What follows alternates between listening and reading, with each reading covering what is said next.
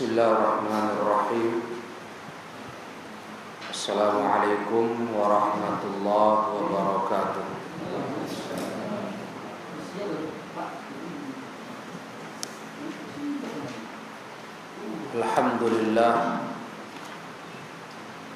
Alhamdulillahilladzi hadana lihada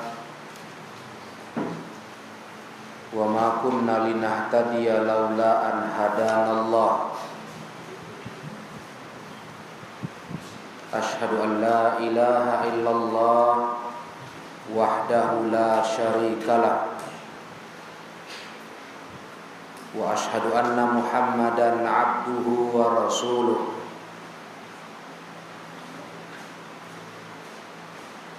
Yaqulullahu ta'ala fi kitabihil karim, ya ayyuhalladzina amanu taqullaha haqqa tuqatih wa la tamutunna illa wa antum muslimun. Ya ayyuhan nasu taqu rabbakumul ladzi khalaqakum min nafsin wahidah wa khalaqa minha zawjaha wa batha minhuma rijalan katsiran wa nisaa. Wattaqullaha alladzi tasaaluna bihi wal arham, innallaha kana 'alaikum raqiba. Wa qala Rasulullah sallallahu alaihi wasallam, fa inna asdaqal hadithi kitabullah wa khairal huda huda Muhammadin sallallahu alaihi wasallam wa syarrul umuri muhdatsatuha fa inna kulla muhdatsatin bid'ah wa kulla bid'atin dhalalah wa kulla dhalalatin finnar. Amma ba'd. Alhamdulillah, para jemaah yang dirahmati Allah, mari kita terus mengucapkan puji syukur kepada Allah Subhanahu wa ta'ala. Allah masih berikan kita nikmat berupa kesehatan dan keimanan untuk dapat kita menjalani kesempatan hidup di dunia ini dengan membekali diri bekal yang paling terbaiknya, yaitu taqwallah, rasa takut kepada Allah dengan mengamalkan perintah-perintahnya dan menjauhi larangan-larangannya. Salawat dan salam kita sampaikan atas Nabiullah wa Rasuluhu Muhammad sallallahu alaihi wasallam. Hari ini, siang ini, kita sedang berusaha untuk dapat berjalan dalam beragama dengan apa yang beliau wariskan. Kita sedang berusaha untuk berislam dengan apa yang beliau tuntunkan. Secara khusus kita sedang berusaha mempelajari sebuah warisan dari salah satu ulama ahli sunnah, ulama salafus salih, al-imam Ahmad ibn Hanbal rahimahullahu ta'ala. Ikhwani fiddin rahimakumullah, kita masih melanjutkan kitab Ushulus Sunnah yang ditulis oleh Imam Ahmad bin Hanbal rahimahullah, yang berisikan tentang prinsip-prinsip akidah Ahlus Sunnah. Kalau pada pelajaran kita bulan lalu kita membaca poin tentang mengimani takdir, dan tidak dikatakan ahli sunnah seorang hamba kalau dia tidak beriman kepada takdir. Dan beliau mengajarkan, Imam Ahmad mengajarkan kepada kita, untuk perkara urusan takdir ini jangan ditanya kenapa kok begitu keputusan Allah terhadap hamba.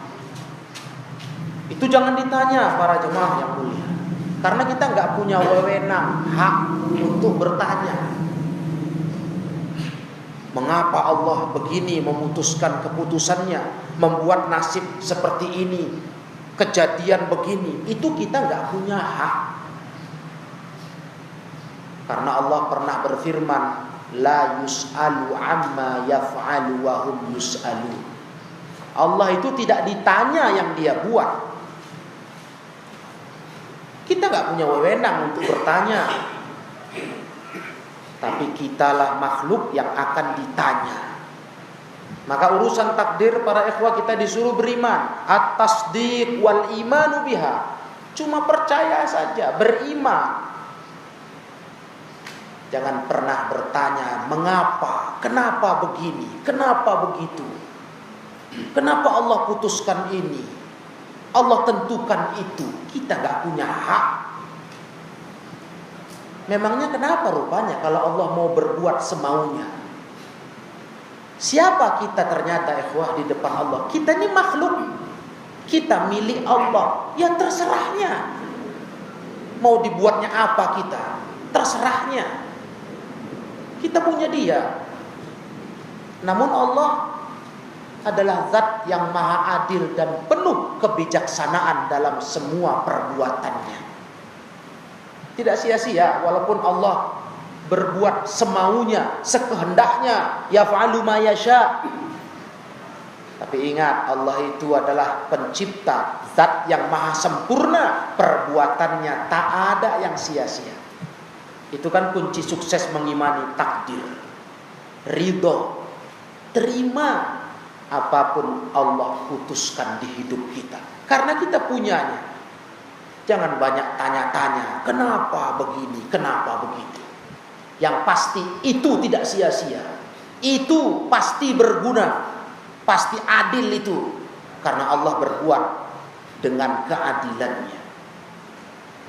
Nah, poin berikut ini ma'asyiral ikhwah, cara fikir yang sama di poin takdir di bulan lalu yang kita kaji, kita pakai lagi dalam poin berikut ini, kata Imam Ahmad. Beliau berkata, wa mithlu ahaditsir ru'yati kulliha. Semisal dengan masalah takdir itu adalah masalah hadis-hadis tentang ru'yah, tentang melihat Allah di hari kiamat nanti. Allah itu bisa dilihat oleh orang beriman. Sama, kita imani saja.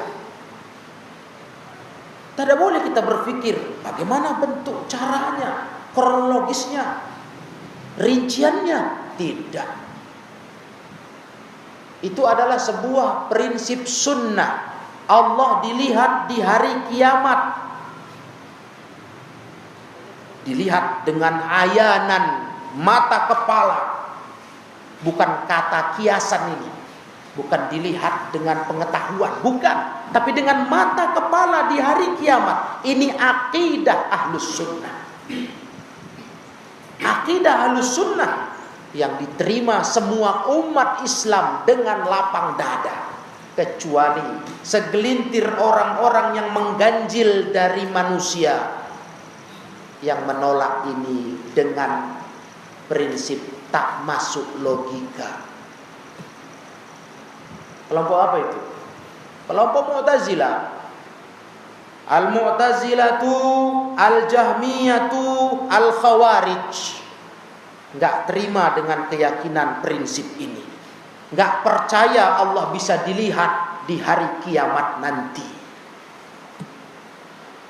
Memang ini kelompok sesat ini, dan kita sudah diajari Imam Ahmad di awal bab ini, di awal kitab ini. Hati-hati dari bid'ah, jangan alergi mendengar peringatan dari bid'ah dengan pemahaman-pemahamannya. Harus diperingatkan umat. Nggak bisa kita biarkan.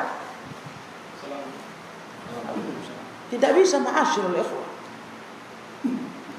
Kita diam-diam saja dengan kelompok ini. Sudahlah, kita bicara yang lain yang baik-baik. Tidak usah singgung. Tidak bisa. Imam Ahmad yang mengajarkan kepada kita. Karena itu yang Rasul pesankan. Wa iyyakum wa muhdatsatil umur. Nabi yang bilang, hati-hati kalian. Diperingatkan Nabi. Maka jangan alergi. Jangan alergi cerita peringatan terhadap bid'ah. Nanti meresahkan. Jangan. Itu perintah Nabi. Hati-hati kalian. Nabi saja bicara masalah bid'ah. Hati-hati kalian dari perkara baru di agama. Wa iyyakum wa muhdatsatil umur. Fa inna kulla muhdatsatin bid'ah. Semua yang baru bid'ah, kata Rasul. Hati-hati, Nabi yang pesan. Maka Imam Ahmad di awal kitab ini peringatannya perkara bid'ah.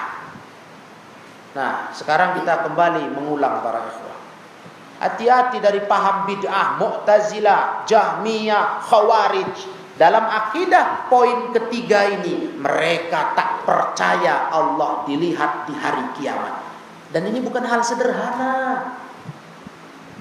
Masih ada orang berani berkata pengingkaran terhadap prinsip melihat Allah di hari kiamat urusan sederhana. Lebih ngeri lagi kalau umat ini berzina, melegalkan pelacuran, perjudian dan sebagainya. Ini yang merusak akidah, ikhwan. Menentang ayat, menentang Quran, menentang hadis. Kalau mandang bid'ah itu begitu. Ini menyangkut penentangan terhadap ayat-ayat Allah, hadis-hadis Rasulullah sallallahu alaihi wasallam. Dalam khususnya kajian kita malam pada kesempatan siang ini masalah ru'yah, melihat Allah. Jadi jangan sungkan untuk memperingatkan umat Islam ini dari paham-paham bid'ah. Karena mereka membahayakan. Mereka mengajarkan ke umat keyakinan batil, menolak Allah dilihat di hari kiamat. Ditolaknya akidah Islam. Ini yang diperingatkan dalam kitab kita. Padahal dalil-dalil tentang itu begitu banyak. Allah itu dilihat di hari kiamat.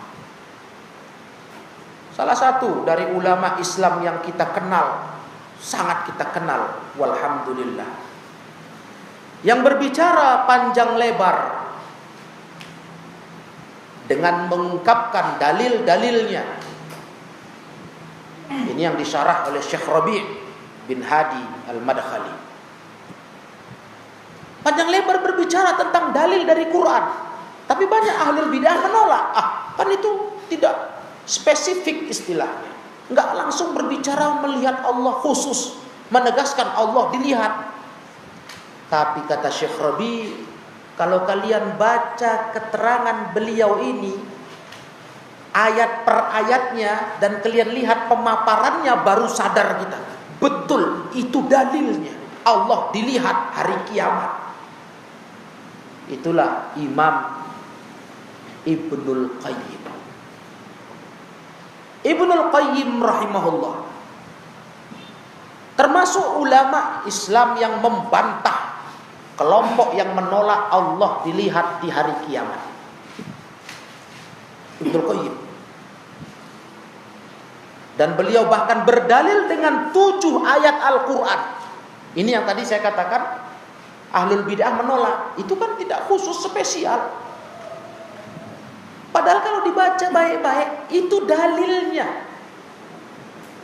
Ini akan saya sampaikan beberapa ayat dari pendalilan Ibnul Qayyim kepada ikhwah.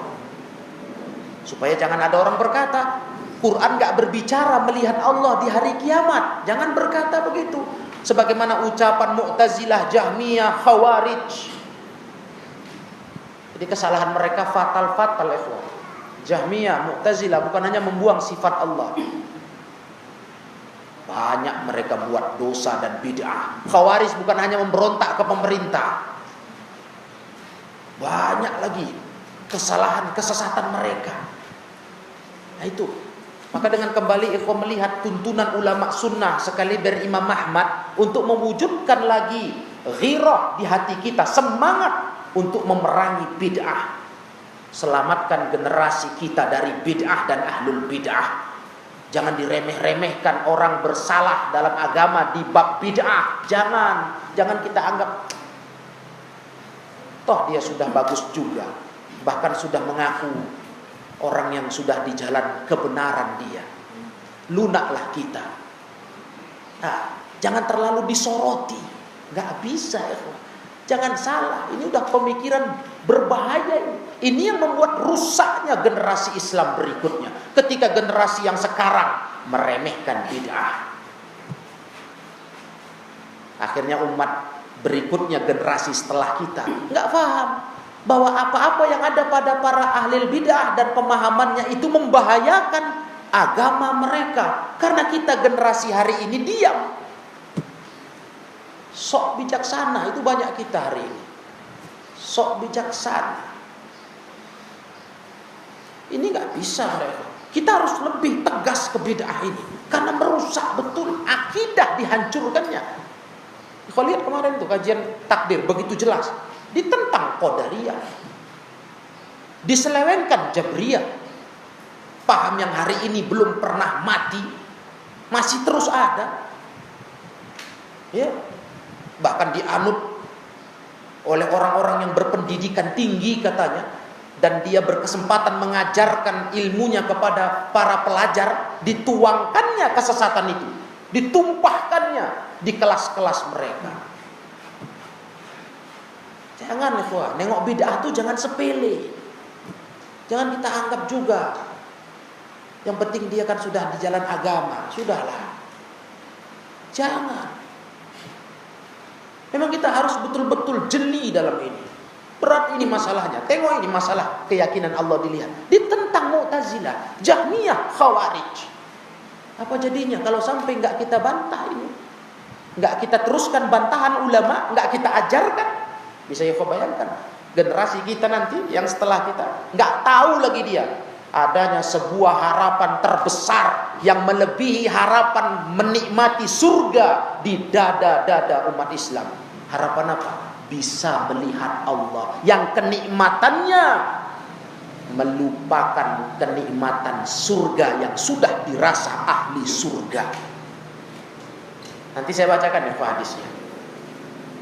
Nikmatnya melihat Allah itu bisa melupakan nikmatnya surga yang sudah dirasa ahli surga. Tahu? Ini yang mau diingkari. Yang mau disuruh jangan percaya oleh kelompok-kelompok sesat tadi. Hilang harapan itu. Harapan yang bahkan selalu kita lantunkan di doa kita. Allahumma rzuqna lidzatan nazar ila wajhikal karim. Ya Allah, beri rizki kami lezatnya melihat wajahmu yang mulia. Jadi lantunan doa yang Nabi ajarkan. Itu mau ditiadakan. Ini gak main-main, ikhwani fiddin rahimakumullah. Penyesatan besar ini. Ya, bukan sepele ini. Kita mungkin pandang sepele saja kadang. Asal dia jangan nampak nyata buat maksiat, itu berbahaya. Ini lebih bahaya dari maksiat. Lihat Khawarij lebih bahaya dari maksiat. Padahal ahli ibadah, ahli Quran, ahli puasa, ahli sholat malam. Tapi sesatnya mereka dalam memberontak, mengkafirkan umat Islam sampai digelar Nabi anjing neraka. Ini peringatan. Jangan ada ikhwah hidup ini meremehkan bid'ah dan ahlul bid'ah. Jangan. Kita nanti akan bertanggung jawab di depan Allah. Kenapa kita yang tahu tidak bicara kita? Jangan ditipu dengan dalih persatuan. Apa mau disatukan? Apakah bisa bersatu orang yang beriman Allah dilihat di hari kiamat dengan orang yang mengingkari? Untuk poin ini saja baru. Atau orang yang beriman dengan takdir dengan yang mengingkari? Bisa dipersatukan apa? Caranya apa? Kan ini slogan yang banyak. Aduh, sudahlah. Yang penting kita bersatu. Bersatu apanya? Di atas apa? Dan bagaimana mempersatukannya itu? Itu khayal namanya. Sering slogan kita begitu. Aduh, indah kali kan kalau kita bersatu. Betul indah kalau di atas kebenaran, di atas akidah yang sama. Lagi pula mana mungkin bersatu kalau yang satu mengimani Allah dilihat di hari kiamat, yang satu mengingkari. Yang satu memuliakan sahabat Nabi, yang satu menghinakannya, bahkan sampai mengkafirkannya seperti tingkah Syiah. Bagaimana mau disatukan? Persatuan macam apa itu? Ini terlalu dibawa perasaan kadang kita. Saya peringatkan ini. Hidup ini nggak pakai perasaan. Kita sedang berada di jalur agama, bukan di jalur dunia. Jalur agama ini aturan mainnya sudah baku. Kita tinggal ngikut, bukan punya andil perasaan kita di sini dibutuhkan. Berhak nggak? Kita nggak punya hak untuk menakar dengan perasaan. Ini sudah baku, sudah diatur Allah. Kita harus ikut. Tegas kepada bid'ah dan paham-pahamnya, kelompoknya harus kita ikut. Itu yang selamat dan itu yang Nabi usung. Dengan peringatan beliau, wa iyyakum wa muhdatsatil umur. Hati-hati kalian dari perkara baru di agama. Hati-hati. Berarti diseriusi kan ya, Pak? Bukan ditutup mata sebelah mandangnya. Sudahlah, tak usah dipelototi kali itu. Toh kita banyak juga persamaannya, sama-sama orang sholat katanya. Iya kan? Kadang-kadang kita begitu kita diajak pemikiran-pemikiran kayak begini. Kita sama-sama orang sholat, sudahlah. La ilaha illallah. Maunya Nabi dihujat begitu dengan cakap ini. Ketika Nabi bilang Khawarij anjing neraka, jangan ya Rasul, sama-sama orang sholat kok. Masa dianjing-anjingkan? Itu kan cakap Nabi kok. Kila benar. Janganlah Rasul, sama-sama orang sholat. Kenapa kita nggak ngomong begitu? Seakan-akan kita mau ngomong begitu kepada Rasulullah. Kenapa Rasul tegas sekali begitu? Lugas. Toh sama-sama orang sholat, bahkan Rasul terangkan sholat mereka mengalahkan sholat sahabat. Puasa, ibadah, Quran kalah sahabat. Kenapa Rasul nggak lunak, nggak terus anggap biasa? Ya sudahlah. Kayak gaya kita sekarang kan begitu. Sama bid'ah kita udah mulai diajak lunak-lunak nih, yang penting apalagi sempat yang mengusung pemahaman-pemahaman sesat begini ini sudah berani-berani pakai nama Ahlus Sunnah. Pakai nama Ahlus Sunnah. Sebagaimana berapa kali saya singgung beberapa majelis. Paham Asy'ariyah zaman kita ini yang paling sok ngaku Ahlus Sunnah, tahu? Ini sekarang gencar-gencaran dipromosikan, ditebar. Yang Ahlus Sunnah itu Asy'ari. Ini babak baru yang harus kita hadapi dalam dakwah. Mulai nampakkan taringnya yang terang-terang kelompok sesat Asy'ari dalam keterangan para ulama, bahkan dalam kitab-kitab salaf, termasuk min firaqid dhallah, di antara kategori kelompok sesat kata ulama salaf. Hari ini malah mereka berkata Asy'ariyah itu ahli sunnah. Yang tidak cocok dengan akidah Asy'ariyah bukan ahli sunnah. Bayangkan, ini yang antum hadapi zaman ini. Mereka bangkit. Umat nggak paham sudah. Ini udah menyesatkan ini. Asy'ariyah bukan ahli sunnah, ya begitu. Dari mana ahli sunnahnya? Jelas-jelas pemikirannya menyalahi ahli sunnah dalam asma wa sifat. Ahli sunnah mengimani semua sifat Allah apa adanya, beriman tanpa menyerupakan dengan makhluk, tanpa menanyakannya bagaimana bentuknya, bagaimana kaifiatnya. Asy'ariyah terang-terang mengatakan tidak bisa, sifat Allah cuma 20. Dari mana ahli sunnahnya? Terang-terang. Bayangannya sekarang kalau antum perhatikan di media-media kita, mereka terang-terangan nampil diri, menebar pesona, memperjuangkan agama, baru diselipkannya kesesatan itu. Akidah Asy'ariyah yang paling benar, kami Asy'ari. Masyarakat mana ngerti apa itu Asy'ari, apa salahnya. Yang pasti ini adalah tokoh-tokoh yang mengusung kebenaran, keadilan. Ini tantangan baru, Pak. Saya peringatkan supaya jangan terkejut nantinya. Yang kita berlindung kepada Allah, janganlah orang-orang seperti ini punya tangan atas rakyat Indonesia. Hancur dakwah ini. Jangan punya tangan mereka kuasa atas rakyat Indonesia. Ini menghancurkan dakwah Ahlus Sunnah yang sebenarnya. Kalau mereka punya kuasa, punya tangan atas rakyat ini. Nah, ma'asyiral ikhwah yang dirahmati Allah. Di antara yang dipakai Ibnul Qayyim dalil dari Al-Qur'an. Firman Allah di surah Al-Baqarah ayat 223. Allah berkata, "Innakum mulaquh." Sungguh kalian akan ketemu dengan Allah Subhanahu wa taala. Ini yang tadi ditolak oleh Ahlul Bidah. Itu kan tidak ada bilang melihat Allah, kata mereka. Ayat itu nggak bilang melihat Allah. Tapi lihatlah, kata Ibnul Qayyim, yang namanya ketemu itulah budda minar ru'yah wal mu'ayanah. Namanya ketemu itu harus mesti bahasa ketemu adanya melihat langsung, mu'ayanah bertemu dengan yang bersangkutan. Kalau enggak, bagaimana kita bilang kita bertemu dengan fulan? Walaupun kita satu lokasi, kalau kita enggak lihat dia, enggak berhadapan dengannya, bagaimana mau kita bilang saya bertemu dengannya? Coba dulu ikhwah paham. Ini kata Ibnul Qayyim.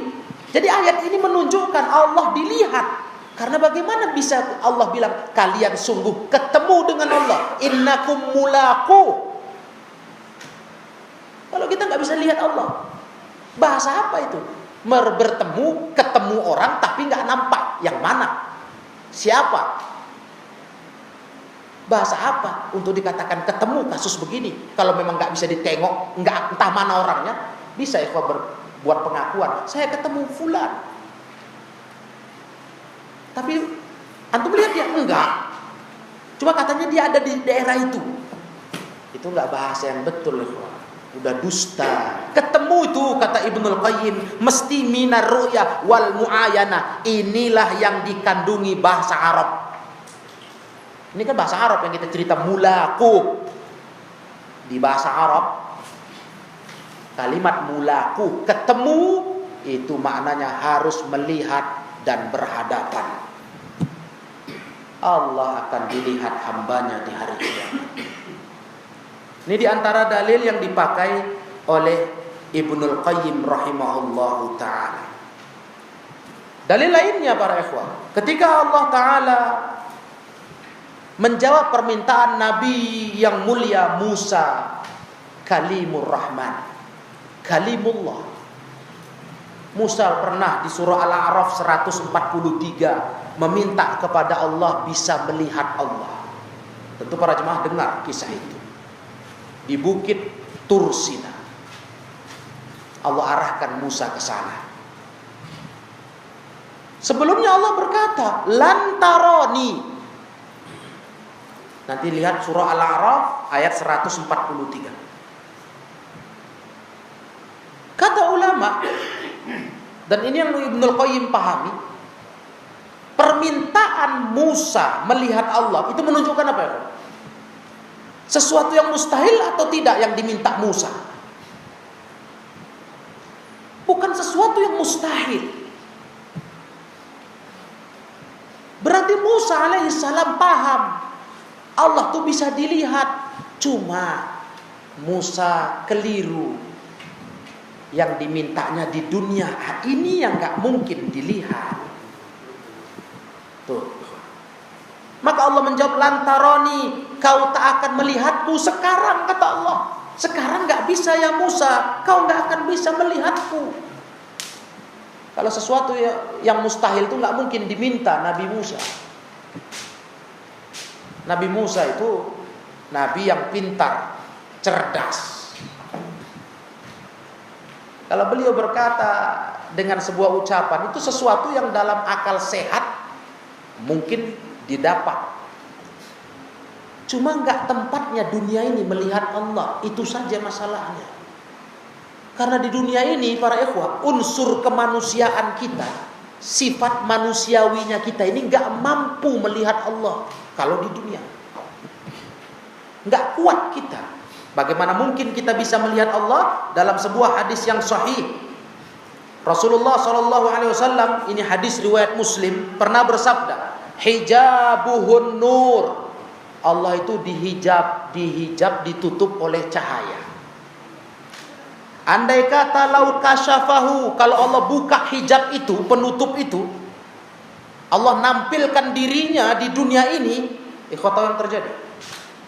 Jangankan mata kita sanggup mandangnya.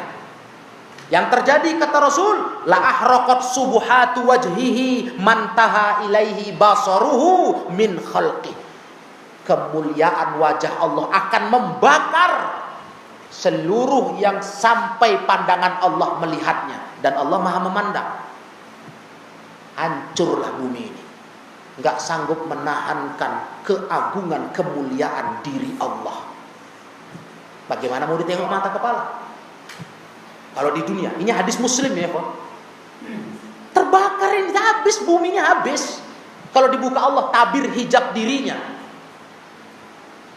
Maka Allah berkata ke Nabi Musa, kau enggak akan melihatku ya Musa di dunia. Sekarang maksudnya di dunia, kau enggak akan melihatku. Bagaimana mungkin melihat Allah tabaraka wa taala? Falamma tajalla rabbuhu lil jabali ja'alahu dakka. Jangankan Nabi Musa, ketika Allah taala menampakkan dirinya dalam arti dilapisi cahaya di bukit Tursina, ja'alahu dakka. Itu bukit tersebut luluh lantak, hancur, nggak tahan. Gunung tuh, ikhwan. Ini dalil kata Ibnu Qayyim. Allah tuh dilihat, cuma nggak di sini. Di sini nggak bisa. Itu salahnya Nabi Musa permintaannya. Maka Nabi Musa setelah pingsan kan dalam ayat itu, sadar terus Nabi Musa mohon ampun kepada Allah. Tahu salah permintaannya. Karena di dunia ini kita nggak sanggup. Allah itu terlalu mulia untuk membuka tabir dirinya di bumi ini. Nanti menghancurkan akibatnya. Terbakar. Lah tarokat. Di dunia betul. Allah nggak akan bisa dilihat. Dah, malah dalil ini yang dipakai oleh kelompok-kelompok sesat tadi. Nah, itu Allah nggak bisa dilihat. Lantaroni.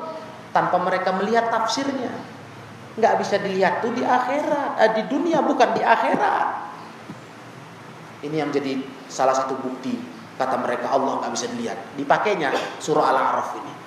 Padahal ini cerita cerita di dunia, bukan nanti di akhirat. Nah begitulah ma'asyiral ikhwah yang dirahmati Allah tabaraka wa ta'ala.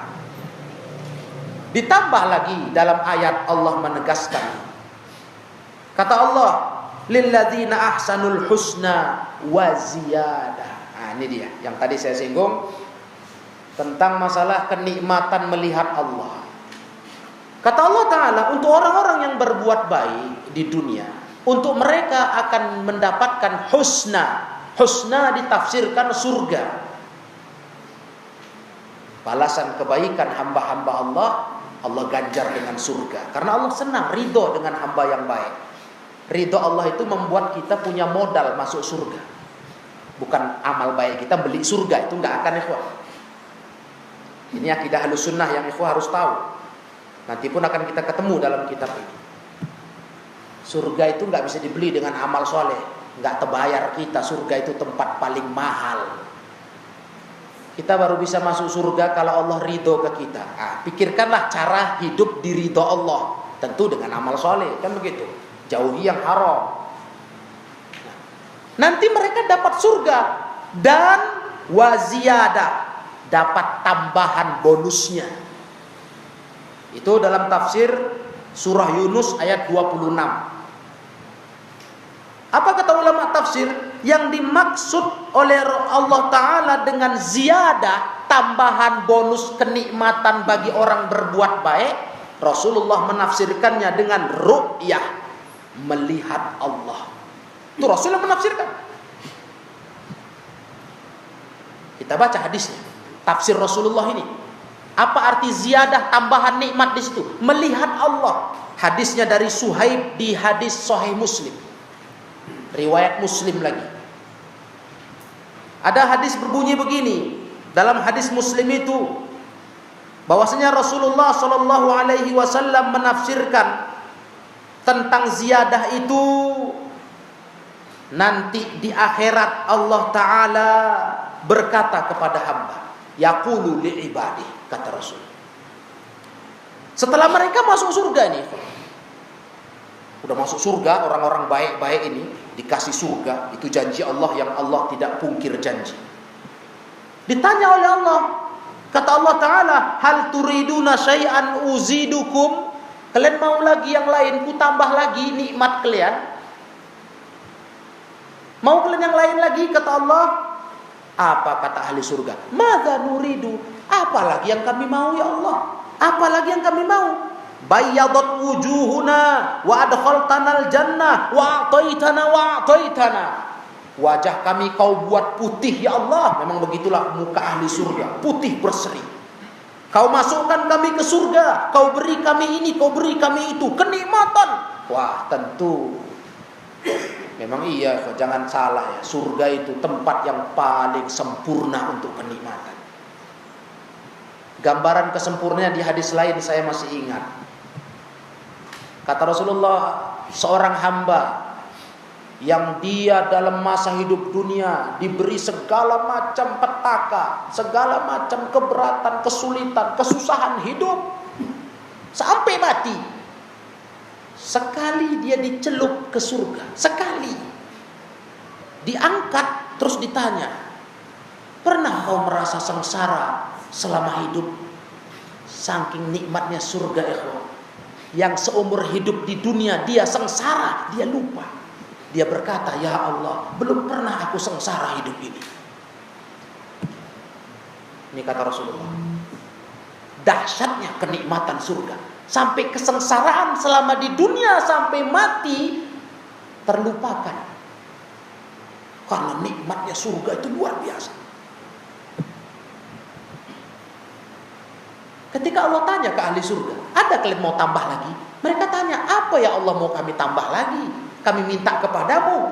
Sudah kau masukkan kami ke surga. Artinya memang normalnya gak ada lagi yang lebih diinginkan lagi daripada surga itu. Udah cukup lah itu.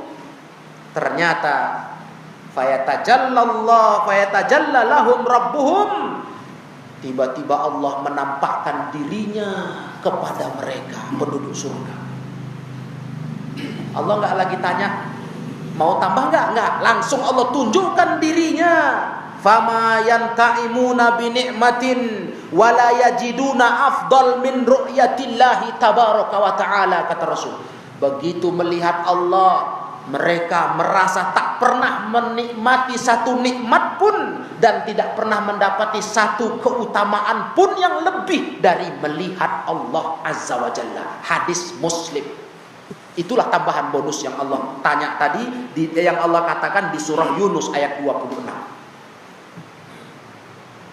Sampai-sampai begitu melihat Allah, ahli surga itu kayak gak pernah merasakan nikmat yang lebih besar. Gak merasakan nikmat karena sangat besarnya nikmat melihat Allah. Sampai nikmat surga itu lupa. Ini baru nikmat yang luar biasa. Nah, begitulah.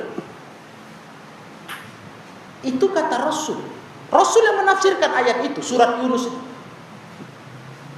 Nah, jadi bagaimana lagi? Sejelas ini akidah ahli sunnah tentang melihat Allah ditentang. Itu enggak namanya melawan ayat itu.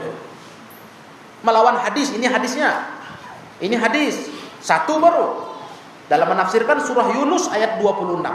Hadis lain, Nabi SAW dari hadis Abu Hurairah bersabda, kata Nabi, tarawna rabbakum ayanan kama tarawna syamsa laisa dunaha sahab. Itu hadis lagi Abu Hurairah, perawi riwayatnya, hadis yang sahih yang dikeluarkan Al-Imamul Bukhari. Apa kata Nabi? Kalian akan melihat Rabb kalian sebagaimana kalian melihat matahari dengan mata kepala. Bukan dimisalkan Allah dengan mataharinya, tapi melihatnya. Gimana kita melihat matahari?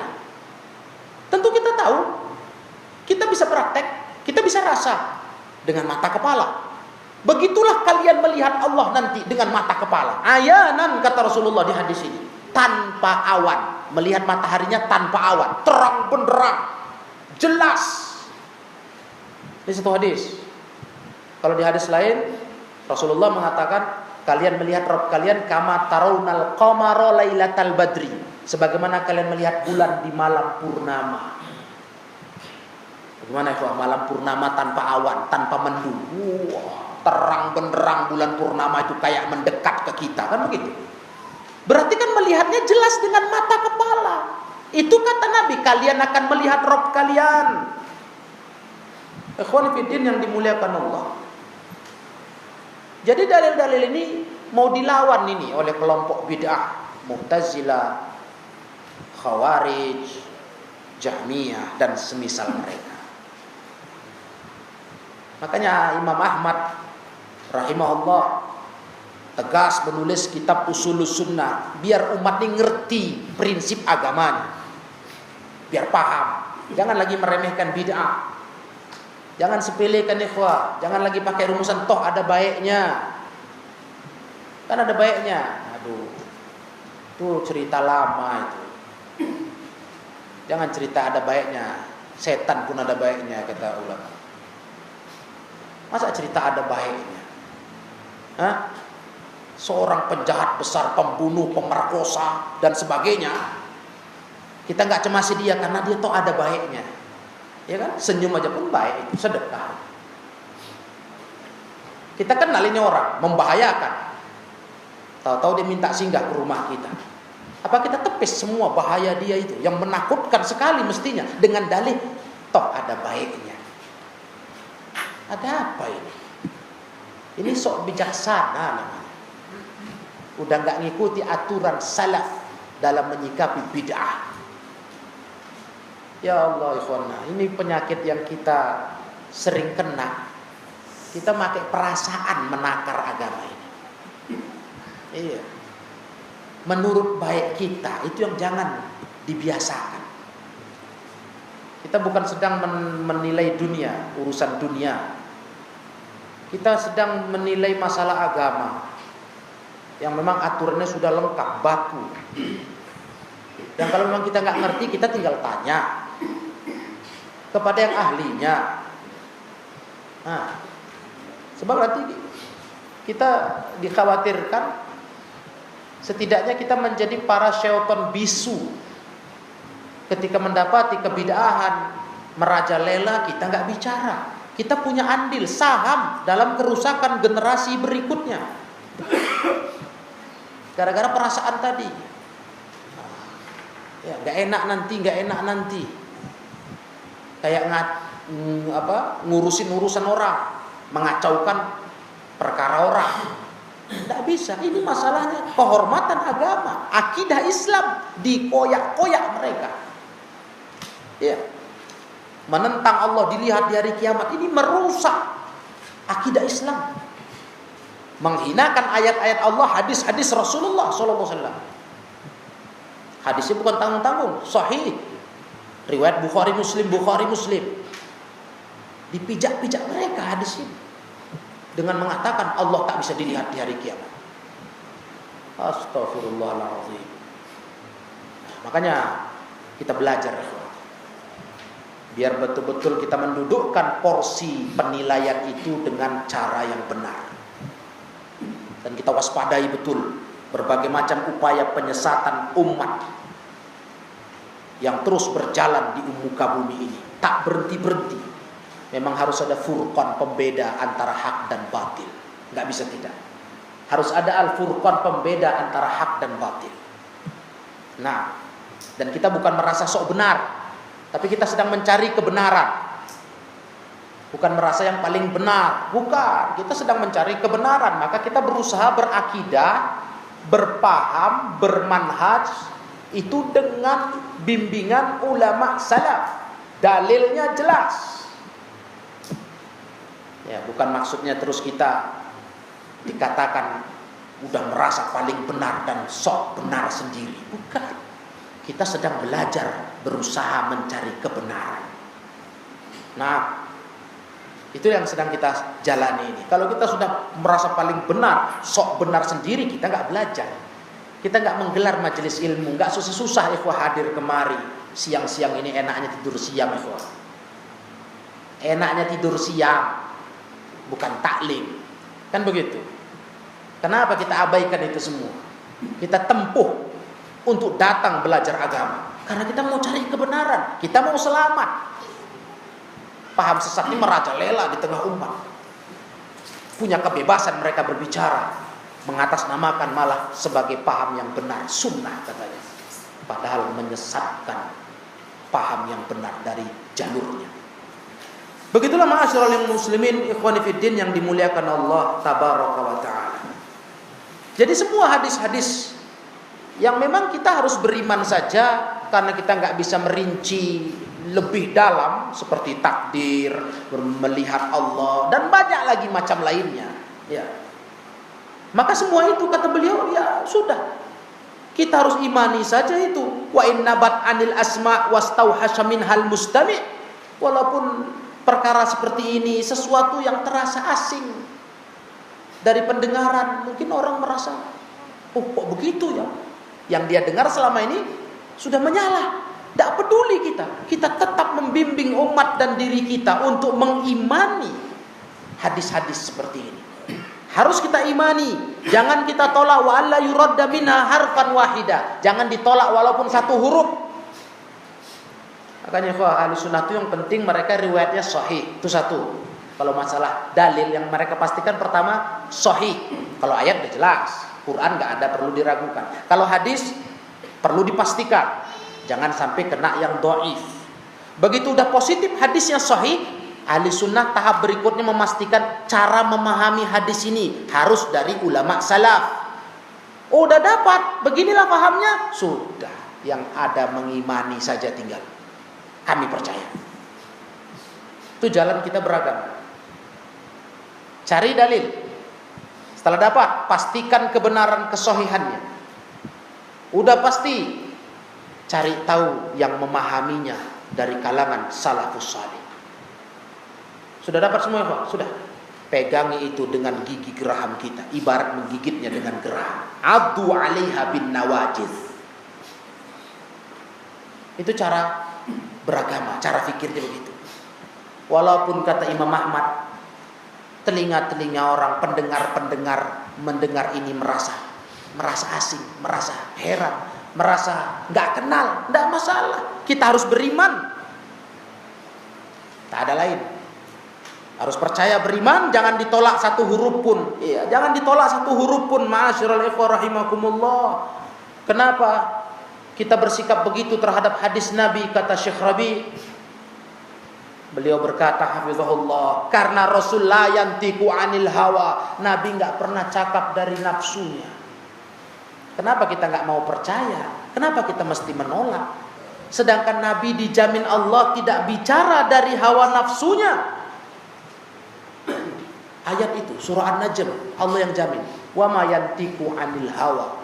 Nabi itu enggak pernah bicara dari hawa nafsunya.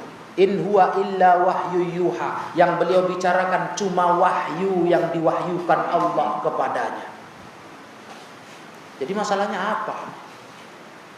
Memang sebenarnya kalau kita kembali kepada keumuman umat Islam ya, dari dulu yang Nabi ajarkan, sebenarnya nggak ada yang bingung dengan hadis-hadis yang seperti ini. Melihat Allah, masalah takdir, atau masalah Quran kalamullah dan sebagainya. Nggak ada. Resah Allah di langit bersemayam, Allah turun sepertiga malam. Sebenarnya nggak ada yang gaduh. Nggak ada. Karena sahabat yang pertama mendengar hadis-hadis itu nggak ada gaduh. Tenang, dengar, tunduk, manut, beriman. Jadi kalaupun sekarang timbul gaduh katanya, timbul kacau, itulah dia orang-orang yang sudah menyimpang. Malah sampai berani memvonis, ya kan? Ajaran, pengajian, taklim yang mengajarkan Allah di atas langit sana itu menyesatkan, membahayakan umat Islam. La ilaha illallah. Yang betul lah ya. Yang kata Allah, kata Nabi, kata ulama salaf begitu, itu sekarang dibilang menyesatkan umat Islam. Jadi sebenarnya yang bikin gaduh tuh, yang bikin rusuh, yang bikin kacau tuh ya ahlul bid'ah. Itu dia. Cuma karena kondisi mereka lebih dominan, mendominasi banyak, mereka punya kekuatan. Ahlul haq, ahlus sunnah yang sebenarnya kalah jumlah, maka mereka ditekan, mereka dijajah. Walaupun walhamdulillah kita nggak akan pernah mau kalah dalam tetap bertahan di atas akidah salafus salih. Karena yang kita cari ridho Allah insya Allah, bukan ridho manusia. Itunya sekarang kok bisa akidah yang benar ini dipojokkan dalam kondisi hujahnya kuat sekuat-kuatnya, seperti karang yang kokoh diterjang badai, nggak goyah mau sebesar apapun badai. Tapi kok bisa? Ikhwan fillah rahimakumullah, ini disalahkan, ini diserang, dipojokkan. Itu tadi. Karena ilmu ini udah sangat langka, nggak diangkat di tengah umat. Walaupun pendapat ini bukan dari kita orang belakangan ini kan kita ikut ini pendapat salaf, akidah salaf. Bahkan namanya kita pakai, kita perkenalkan nama yang dikenal hampir seluruh umat Islam. Ya, nama setingkat Imam Ahmad bin Hanbal, masa enggak kenal umat Islam? Imam mazhab. Nanti di kesempatan lain, majelis lain, kita angkat nama Imam Syafi'i yang sangat dicinta katanya oleh Indonesia ini, bangsa Indonesia, rakyat Indonesia. Masa nggak kenal?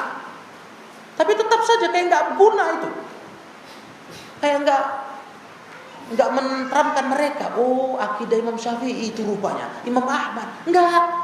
Nggak buat mereka tunduk. Saking hebatnya doktrin kesesatan. Ini ya, maka jangan remehkan bid'ah itu. Kalau sayang sama diri kita dan orang tercinta kita, umat Islam ini, jangan remeh. Mereka sudah luar biasa, membolak-balikkan yang hak jadi batil, yang batil jadi hak. Itulah sekarang sedang mereka kerjakan, yang harus kita hadapi dengan sabar. Nah, para ikhwan yang dirahmati Allah tabaraka wa taala, ada pernah Nabi berkata kepada Abdullah bin Amr. Ini diriwayatkan oleh Imam Ahmad dalam kitab musnadnya. Agar kita mantap, jangan tolak lagi lah kalau sudah jelas dari Nabi. Satu huruf pun jangan tolak. Apa kata Rasulullah kepada Abdullah bin Amr? Ya. Sebelumnya, para ikhwah yang mulia, sebelumnya Abdullah bin Amr pernah cerita, ada orang-orang yang menghujat beliau. Kata mereka, la taktub an Muhammad, jangan kau tulis semua dari Muhammad itu, jangan semua ditulis cakapnya. Innama wa huwa basyarun yatakallam fi halir ridha wal ghadab. Ya, jangan. Dia itu manusia biasa itu, yang ngomongnya itu kadang-kadang dipengaruhi karena hati lagi senang, kadang-kadang lagi marah.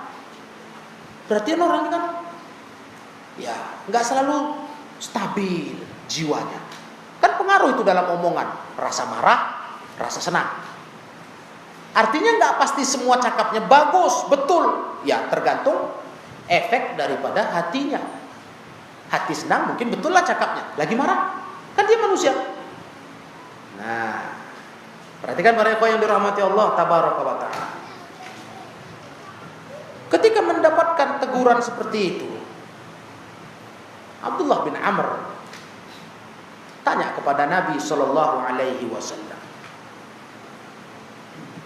Maka Nabi sallallahu alaihi wasallam mengatakan, "Tulis," kata Nabi. "Kau tulis. Tidak keluar dari mulut ini ya Abdullah kecuali kebenaran." Dan Rasulullah SAW membacakan firman Allah, wa ma yantiqu 'anil hawa in huwa illa wahyu yuha. Nabi bilang, Allah yang jamin, aku nggak pernah bicara dari nafsu, yang kubicarakan wahyu. Surah An-Najm ayat 3 sampai 4. Langsung Rasul bilang, uktub, tulis, jangan ragu kau lagi. Walladzi nafsi biyadih la yakhruju illal haq. Demi Allah yang jiwaku berada di tangannya, nggak ada yang keluar dari mulut ini, kata Nabi, kecuali benar. Jadi nggak pantas kita umat yang mengaku sebagai umat beliau berani menolak hadis Nabi setelah pasti sahih. Itu berarti yang bermasalah kitanya. Pasti itu, bukan hadisnya, kita yang bermasalah. Kita yang ada sesuatu kerusakan dalam pikiran. Jadi memang cara pikir yang seperti pernah ditegur Nabi di zaman beliau, orang yang berkata ke Abdullah bin Amr tadi, jangan, Rasul itu kan manusia biasa, kadang-kadang dia marah, kadang dia senang. Jadi pengaruhnya ada dalam omongan. Itu ternyata ya, kalau udah lama kali itu kan, 14 abad yang lalu lebih kurang, sampai hari ini masih dipakai. Masih dipakai oleh orang yang bahkan dengan pongah sombongnya cerita kali cinta Nabi. Cerita kali cinta Nabi. Cerita kali ngagungkan Nabi. Tapi beberapa kasus yang saya pengalaman pribadi melihat, mendengarkan langsung, mendapatkan cakap langsung. Ketika kita sodorkan kepada mereka sebuah hadis Rasul SAW yang gak cocok seleranya dan gak bisa dia bantah kesohihannya, dia bilang, ya kan gak mesti begitu kan. Nabi juga manusia, persis yang dulu dicakapkan kepada Abdullah bin Amr. Nabi kan manusia, tak mesti sama situasi kondisi di saat Nabi dulu berkata dengan kondisi sekarang ini. Udah beda. Kita hormati cakap Nabi itu, cuma kan kondisi berbeda. Bayangan itu. Mau nolak tapi coba-coba cara halus. Intinya apa? Intinya kau nggak terima kan? Walaupun kau bilang kami hormati, kita hargai, cuma kan kondisinya berbeda. Bilang saja kau nggak terima cakap Nabi, kau tolak. Ini masalahnya hari ini manusia. Padahal Nabi SAW menjamin nggak ada yang keluar dari mulut ini kecuali kebenaran, kata Nabi. Kalau Nabi berkata kalian akan melihat Rabb kalian di hari kiamat nanti dengan mata kepala, itu Nabi bicara tidak asal-asalan. Ya itulah nyata faktanya begitu. Pas. Tidak asal-asalan ma'asyiral ikhwah. Tidak dengan perasaan beliau atau dengan khayalan. Itu wahyu. Kenapa ditolak? Nah inilah kelakuan Mu'tazilah, Jahmiyah, Khawarij dan yang semisal mereka dalam beragama. Nauzubillah min dzalik. Jadi ikhwan fillah yang mulia, semua hadis kata Imam Ahmad wa ghairuha minal ahaditsil ma'tsurati 'an istiqat, semua hadis yang diriwayatkan dari orang-orang yang terpercaya, yang jelas sahih, imani saja. Kalau enggak masuk kali akal kita, memang enggak masuk, memang semua enggak mesti masuk akal, karena ada lingkup yang sifatnya ghaib.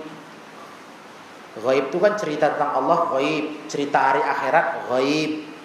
Melihat Allah di akhirat, ghaib, belum nampak kan? Nah, yang begini ini kedepankan prinsip saya beriman saja, itu dia. Alam kubur ghaib, cerita nikmat siksa kubur ghaib. Jelas dalilnya ada, imani saja. Memang enggak semua harus dicerna akal kita. Sebagaimana di awal kajian di majelis ini saya pernah ingatkan ikhwan, yang zahir saja pun, yang sifatnya kasat mata, nampak, itu pun gak semua akal kita bisa mencerna. Kan begitu ya? Tidakkah kita sadar berapa banyak yang nampak di mata, melek kita nengoknya, bisa kita pelajari, kita tak mampu memahaminya, bahkan mungkin tak minat, merasa gak ahlinya, gak bidangnya. Kok bisa? Harusnya kan penasaran kita tinggi lah. Karena barang nampak. Mestinya kita harus sampai masuk akal kita, masuk akal tercerna habis, baru dia percaya. Tapi enggak. Kadang kita berpikir itu enggak bidang saya. Kadang kita berpikir yang penting manfaatnya kurasa. Proses teorinya enggak aku pahami, terserah. Kita percaya saja. Kok bisa kita percaya saja ya, Pak? Bahan bakar kendaraan itu bisa menyalakan mesin. Saya rasa yang duduk di sini mungkin nggak bisa kita merinci total detail A sampai Z-nya proses kok bisa itu jadi bahan bakar menyalakan mesin. Tahu-tahu kita sedikit-sedikit saja tentang unsur-unsur zat-zat di bahan bakar itu yang bisa memicu mesin begini, prosesnya pembakaran, penguapan. Yang penting hidup kereta penguapan. Pandainya tahu diri, nggak semua mesti otak kita nalar. Karena kita tahu kekurangan kita, keterbatasan. Lah yang ghaib dipaksa. Ini ada Mu'tazilah ini, nggak tahu diri nih, orang yang sok menuhankan akal. Iya, orang harus begitu kita keras membantah mereka. Keterlaluan. Masa semua mesti masuk akal? Mu'tazilah kan begitu. Masuk akal baru bisa percaya. Kalau nggak masuk akal nggak. Loh. Yang zahir aja banyak akal kau nggak masuk ke situ. Kau bahkan nggak mau memikirkan. Ditawarkan oleh ilmu nggak mau kau. Banyak lagi yang mau kupikir katanya. Sudah, tak usah itu. Aneh ya. Tiba masalah ghaib yang begitu tak nampak. Memang nggak nampak. Cerita akhirat melihat Allah, cerita jembatan, sirat, cerita timbangan. Itu kan semua masalah akhirat. Cerita padang mahsyar. Pembukaan kitab catatan amal dibentangkan. Ini semua cerita alam akhir. Kok bisa harus dicerna sampai masuk akal, detail? Kalau enggak kami tolak. Nah, hebat betul ya. Hebat betul tak tahu dirinya. Nah, sedangkan yang zahir pun berapa banyak yang kita enggak mampu ya. Bahkan kita tak selera pun mau mendalami kan. Karena kita tahu kadar akal kita terbatas. Manalah sanggup kita semua bidang urusan yang zahir ini kita pelajari. Mana sanggup akal kita? Gak mampu lah sejenius-jeniusnya kita. Paling bisa kita ngambil spesialisasi ya beberapa perkara saja. Iya kan? Ada bidang-bidang tertentu yang masih sanggup kita dalami sampai kita menjadi seorang spesialis. Gak mungkin kita mampu semua bidang. Gak mungkin. Itu pasti, itu semua nalar gitu. Setiap kita ini ada keterbatasan. Nah, begitulah ma'asyiral ikhwah nasihatnya Al-Imam Ahmad. Jadi kalau sudah riwayat hadis yang sahih dari orang yang terpercaya, riwayatnya benar adanya, sudah imani saja. Dan salah satu yang beliau pesankan kita kunci suksesnya ada beragama ini. Wa alla yukhasam ahadan wala yunadir wala yata'allamul jidal. Enggak usah bab-bab begini kita mendebat-debat, ribut-ribut. Dengan seorang pun enggak perlu dibawa kepada medan debat. Enggak ada gunanya apa mau didebatkan. Udah jelas kita kapasitas kita apa. Imani selesai. Untuk apa diperdebatkan lagi? Jangan lagi belajar ilmu debat untuk urusan begini. Jangan, kata Imam Ahmad. Itu hanya melemparkan keraguan di hati. Keraguan di hati. Bukan kita nggak mau terbuka, ikhwah, menerima argumentasi orang. Tapi kita bisa bedakan itu, kata Imam Ahmad. Kita bisa bedakan mana orang yang kalau bicara sama kita betul-betul mau cari kebenaran, mana yang bicara kepada kita dengan kita itu bukan cari kebenaran, tapi cari kemenangan. Orang yang cari kebenaran ikhwah, ketika kita paparkan hujjah yang sudah betul sahih riwayatnya, yang sudah nggak terbantah dia terima, dia diem. Tapi orang yang tidak cari kebenaran, cari kemenangan, dia bantah walaupun entah kemana-mana pembantahannya itu, ngalor ngidul sudah. Nampak itu terasa itu, pengalaman terasa betul itu. Ini orang bukan tanya mau cari kebenaran. Gak karu-karuan cara dia mengomentari riwayat-riwayat itu, gak kemana-mana. Yang kita tuntut, ini riwayatnya. Kalau ini salah, buktikan ilmiahnya, dalilnya. buktikan. Wah, dia bantah bukan dari sisi itu. Dengan logika begini. Ini nampak. Ini yang tinggalkan saja. Iya. Maaf. Kita nggak bisa lanjutkan pembicaraan ini kalau ini yang kau maukan, cari kemenangan. Kalau cari kebenaran boleh. Ayat mengatakan wajadilhum billati hiya ahsan. Debati mereka dengan cara yang terbaik. Bukan berarti debat total dilarang, tapi dilihat orang yang betul butuh ilmu dengan yang tidak butuh ilmu. Ada orang yang memang ingin cari menang-menangan saja, bukan mau cari kebenaran. Nah, maka berbicara tentang takdir, war ru'yah, wal Quran dan yang lainnya dari sunnah Nabi itu makruh.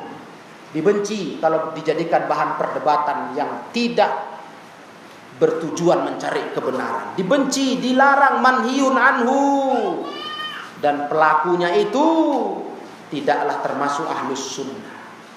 Walaupun wa in asoba bikalamihi sunnah, walaupun dengan cakap itu sudah benar dia sesuai sunnah, tapi berhubung dia melakukan sebuah perdebatan yang bukan bertujuan mencari sunnah, dia ini sudah menyalahi jalan ahlus sunnah. Jadi ahlus sunnah itu bukan maknanya tertutup. Kita terbuka, bahkan bahagia kalau ada orang bisa menunjukkan kita kebenaran. Berarti dia menyadarkan kita dari kesalahan.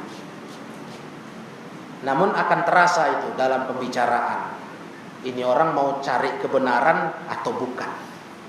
Nampak itu, tahu betul kita. Debat kusir, itu tinggalkan. Ya, tinggalkan, dan itu yang dicontohkan ulama-ulama salaf dulu. Ketika mereka ditantang oleh ahlul bid'ah untuk debat, apa kata ulama salaf dulu? Amma ana fa'ala bayinatin min rabbi. Adapun saya berada di atas keterangan dari Tuhan saya, sudah jelas bagi saya. Wa amma anta fasyakun, kalau kau memang orang ragu, fadhhab, kau pergi saja cari man huwa syakun indak fajadilhu. Kau cari aja orang ragu kayak kau, debatlah kalian. Jangan sama aku. Itu ulama salaf, bukan takut nggak bisa jawab debat, bukan. Tahu beliau ini bukan cari betul ini orang. Nampak. Kelihatan ada orang bertanya, bingung, mau cari jawaban benar, terasa itu. Iya. Tapi ada orang yang memang mau cari menang, debat kusir nggak ada ujung. Itulah dipakai nanti kepada dia. Silahkan, carilah teman debat yang sama-sama ragu. Adapun saya sudah yakin dengan akidah saya ahli sunnah. Nah, ma'asyiral ikhwah yang dimuliakan Allah tabaraka wa taala. Jadi inilah pelajaran kita di pertemuan kali ini, memberikan kepada kita kelengkapan cara fikir dan cara sikap ahli sunnah menghadapi riwayat-riwayat seperti melihat Allah, seperti tentang takdir dan sebagainya. Dan kita makin diperingatkan oleh beliau, hati-hati dari ahlul bid'ah. Hati-hati. Kerusakan mereka lebih dahsyat daripada kerusakan ahli maksiat. Jangan lupa ya, ahli maksiat agak payah mempengaruhi orang. Percaya kan? Karena orang udah terasa jalannya salah. Ya, ya ada juga terpengaruh, tapi susah, sulit. Jumlahnya kecil. Nah, ajakan mabuk-mabukan misalnya, ya, nggak seberapa lah yang bisa ngikut itu. Ajakan judi ada, tapi nggak seberapa. Tapi kalau ajakan bid'ah, ikhwah, yang tentunya baunya harum karena masalah agama ini, ketaatan katanya.